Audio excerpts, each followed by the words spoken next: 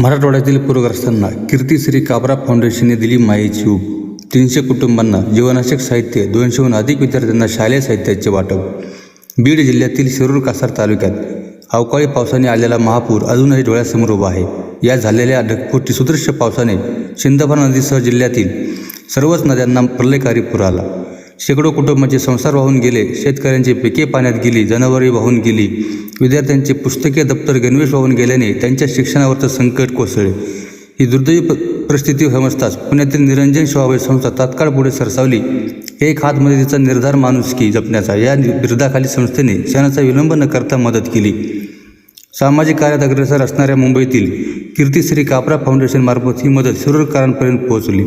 यामध्ये पूर्ण राशन, कपडे व शैक्षणिक साहित्य सिद्धेश्वर संस्थानचे महंत विवेकानंद महाराज शास्त्री, तहसीलदार सुरेश घोळे, सहाय्यक पोलीस निरीक्षक प्रवीण जाधव, उपनगराध्यक्ष प्रकाश देसारडा, मेडिकल असोसिएशनचे अध्यक्ष डॉक्टर बळजाते, कासट जुदी यांच्या प्रमुख उपस्थितीमध्ये वाटप करण्यात आले. हे सगळं होत असताना ज्यांना तातडीच्या मदतीची गरज होती, तर त्या अनुषंगाने आपल्या शिरूर कासार तालुक्यामध्ये पत्रकार बंधूंनी मोठ्या प्रमाणामध्ये बातम्यांच्या माध्यमातून, व्हिडिओच्या माध्यमातून जनजागृती केली आणि त्यामुळं लोकांना माहीत झालं की इथं काय अडचण आहे. आणि त्या अडचणीला साथ म्हणून अनेक व्यापारी असतील, दुकानदार असतील, काही NGO असतील, यांनी मदतीचं कार्य केलेलं आहे. आपल्याकडे सांगली जिल्ह्यातून सुद्धा एक ट्रक आला होता दत्त कारखान्याचा, त्यांनी सर्व गावात जाऊन वाटप केलेलं आहे. अजून पुणे जिल्ह्यातल्या शिरूरमधून पण एक गाडी येणार आहे, ती पण वाटप करणार आहे.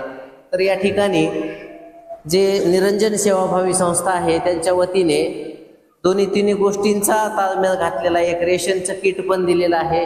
सोबत जे आपले कपडे असतात अंतरायचे, पांघरायचे, आणि मुलांना स्कूल बॅग आणि शालेय साहित्य, म्हणजे की जिथं आपल्याला एक चांगल्या पद्धतीची मदत देण्याचा हा प्रयत्न केलेला आहे.